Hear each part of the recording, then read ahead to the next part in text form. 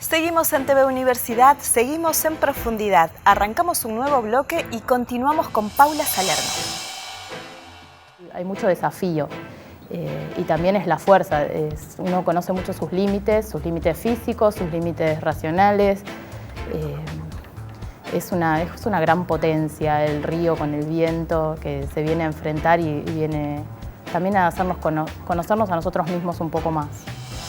En este segundo bloque vamos a indagar un poco sobre su relación con el río, el viento, los barcos y los desafíos técnicos para la competencia. Paula nos explica didácticamente en qué barcos navegar en caso de navegar solo o acompañado y cuáles son los desafíos para ganar una regata, los riesgos de vida que hay. También reflexiona sobre los Panamericanos y la medalla de oro. Paula Salerno, premiada nacional e internacionalmente en Canadá, Ecuador, Venezuela, Colombia, Uruguay, Brasil, Argentina y Perú. El río me conecta con toda la naturaleza, la fuerza del viento, es a veces la soledad del hombre frente a la inmensidad de la naturaleza, de la adversidad, el tener que ingeniárselas solo para a veces llegar a puerto.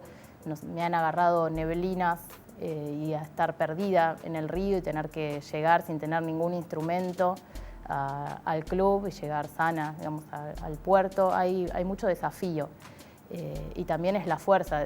Uno conoce mucho sus límites físicos, sus límites racionales. Es una gran potencia el río con el viento que se viene a enfrentar y viene también a hacernos conocernos a nosotros mismos un poco más.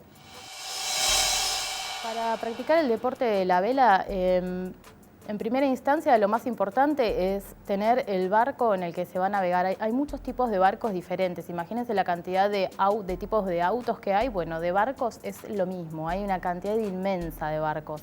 Entonces hay barcos en que se navega de a una sola persona, otros que se navega de a dos, otros de a tres. Hay barcos más grandes que se tripulan de a 8, 10, 15, 20 personas. Entonces uno tiene que saber en qué barco va a navegar y prepararse para lo que ese barco necesita.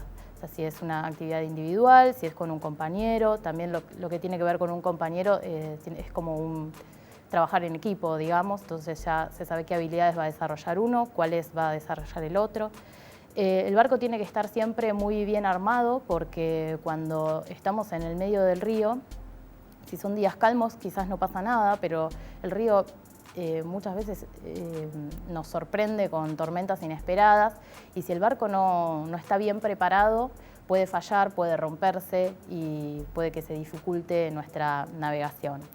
Ahora, a nivel competitivo hay dos tipos de regata en las que yo compito. Por un lado son los barcos monotipo, que son los barcos más chiquitos, donde se navega de hasta 3 personas, que se sale a navegar y hay una comisión de regatas que va en una lancha y fondea un recorrido en boyas y nosotros tenemos que cumplir con un recorrido imaginario, ir hasta un punto o ir hasta el otro, y la idea es que en todo ese trayecto tengamos el viento, nos enfrentemos al viento en sus diferentes direcciones. O sea, vamos a navegar primero con viento en contra, luego con viento de costado, luego con viento a favor.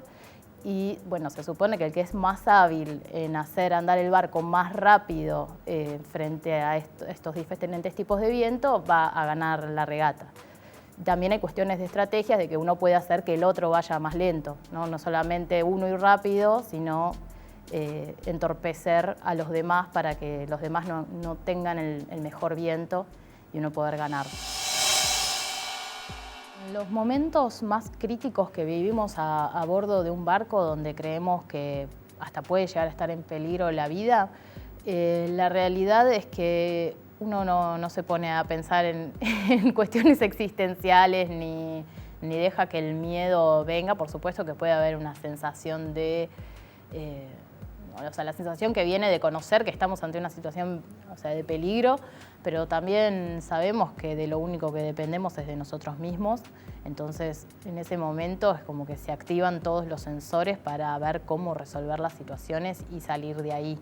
Creo que el momento más reflexivo viene después, cuando uno ya está en su casa, tranquilo, refugiado, tomando un café y pensar en las cosas que se han vivido. Nosotros hemos llegado a rescatar con mi familia, navegando una regata hacia Punta del Este, a un barco que se hundió. Y rescatamos a los tripulantes y bueno, ahí realmente estaba la vida y la muerte. Si nosotros no estábamos cerca de ese otro barco, quizás todos los tripulantes se hubiesen muerto, ¿no? Se hubiesen ahogado. Pero en ese momento fue dar lo mejor de nosotros para resolver esa situación y ver cómo rescatar a esa gente. Mis inicios en el camino de la náutica están en el Optimis, ¿no? Como en general comienzan todos los chicos. Allí lo vivimos como una suerte de escuela en que se va pasando de nivel. Entonces hay como un sistema establecido que te va llevando a participar de competencias, hay categorías, estás primero en escuelita, después en principiantes, después en timoneles. Y ese barquito tiene un límite de edad, que es hasta el año en que cumplís 15 años. Y ahí viene la gran decisión de en qué otro barco vas a seguir navegando o si no vas a seguir navegando. Y ahí el barco que elegí yo y que eligieron luego después todas mis hermanas fue el Laser, que es también un barco en el que se navega de manera individual.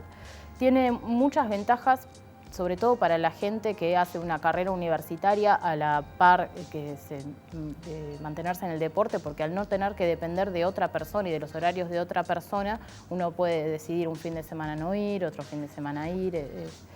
Es una ventaja de la navegación individual. En esa etapa, como ya éramos más grandes, íbamos para el Club Solas, ya ahí nos habíamos trasladado al Yacht Club Argentino, dejamos de navegar en el Club de Regatas La Plata, donde el acceso al río es muy difícil, se tarda muchas horas en llegar hasta la zona navegable y además en Buenos Aires estaban todas las competencias, entonces era más fácil trasladarse en auto que estar llevando los barcos todo el tiempo. Y una etapa bastante posterior fue la de empezar a participar en competencias de otros barcos distintos al Laser. Entre ellas estuvo la decisión de navegar en Snipe, que es una categoría en que se navega de a 2 personas, y se iba a desarrollar en 2014 el Mundial Femenino en la provincia de Córdoba. Allí unos amigos que son de Córdoba me llamaron para pedirme que por favor participara. Yo dije que en realidad no sabía cómo navegar en ese barco, pero me convencieron y les pregunté si podía ir con mi hermana para que hiciera de tripulante. Me dijeron que sí, me consiguieron el barco, el entrenador, y aprendimos a navegar en muy poco tiempo en ese barco. Obviamente teníamos experiencias previas de la navegación en general, pero cada barco es un caso particular, muy especial. Y fue muy linda esa experiencia de haber ganado el Mundial junto a mi hermana, de haber competido contra gente que realmente tenía buen manejo de ese barco, y fue como una experiencia corta de aprendizaje y de haber tenido un logro internacional muy importante. Bien, todo esto sucedió de julio a noviembre, fueron muy poquitos meses de entrenamiento, además mi hermana estaba finalizando su carrera de médica, así que tampoco tenía mucho tiempo para entrenar, porque empezaba la residencia y estaba muy complicada realmente de horarios. Mi participación en los Juegos Panamericanos fue otra de estas experiencias de haber navegado, de haber decidido navegar en un barco distinto al Laser y esta vez probar, en vez del barco de 2 personas, como navegué con mi hermana, un barco de 3. Me convocó Nicolás Fraquia, que es argentino pero vive en Ecuador, para formar parte de su tripulación, porque este barco que se navega de a 3 personas, que se llama Lightning, necesitaba ser mixto para participar de los Juegos Panamericanos. Quiere decir que la tripulación tenía que estar conformada por hombres y mujeres. Podía ser 2 mujeres y un hombre o 2 hombres y una mujer. En nuestro caso, bueno, yo era la única mujer del equipo y la tercera persona con la que competimos fue Javier Conte, que tiene una larga trayectoria en la náutica, tiene una medalla de bronce en los Juegos Olímpicos. El equipo entonces estaba conformado por mí, que venía de La Plata, por Javier, que es el medallista olímpico que venía de Pilar, y Nicolás Fraquia, que vivía en Ecuador. Así que los entrenamientos eran un poco difíciles por la distancia y lo que organizábamos era viajes, o nosotros viajábamos para Ecuador o él viajaba para acá y planeábamos entrenamientos. También fue en muy poco tiempo. unos meses nomás, porque de hecho el proceso de clasificación lo hicimos sin Javier, con otro tripulante, y Javier vino como reemplazo de un tripulante anterior. Y bueno, con eso nos alcanzó para ir a los Panamericanos y ganar la medalla de oro.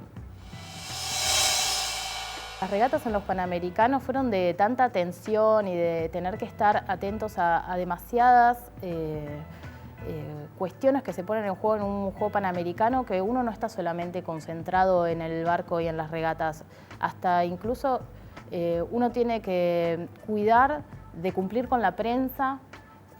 Por ejemplo, cada vez que uno vuelve de navegar, lo primero que tiene que hacer es ir a pasar por un sector donde te puedan entrevistar, y son todas cosas que si uno no cumple derivan en una penalidad.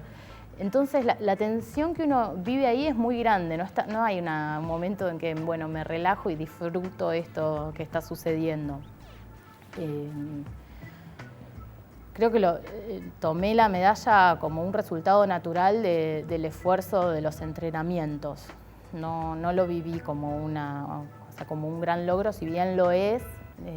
Debe depender un poco de esto de que nunca me interesaron demasiado los premios, sino más bien la experiencia. En un rato seguimos mostrándote el testimonio de la deportista Paula Salerno. Ya regresamos con la última parte de la entrevista. No te vayas, quédate en TV Universidad.